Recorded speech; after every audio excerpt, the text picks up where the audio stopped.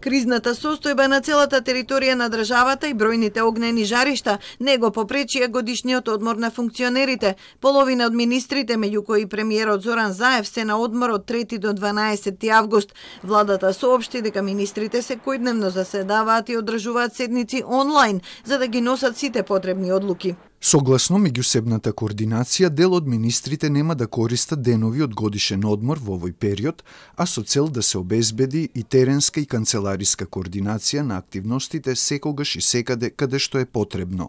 За комуникологот Бојан Кордалов малку е чудно ваквото објаснување, бидејќи или сте на одмор, или координирате и работите.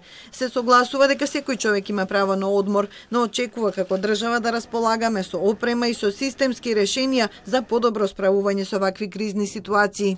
Секој човек, вклучително и сите министри, имаат право на одмор, меѓутоа граѓаните очекуваат во ваква ситуација сите кои што се лидери, кои што се грижат за државата, да бидат присутни тука и да дадат се од себе.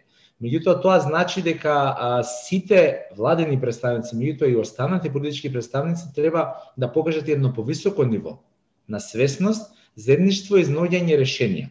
Никој не очекува тие да ги гасат директно пожарите, меѓутоа 30 годишното слабо вложување и испраќање позитивни пораки во оваа насока дека треба да се стави фокус, денеска го прават ова што го прават.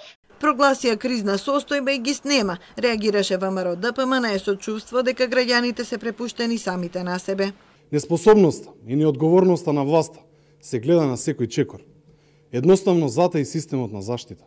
Бидејќи доколку имаше на време на системска реакција, пожарите немаше да ескалираат. И 3 дена нема ни трага ни глас од Заев. Тој е прво одговорен за состојбите.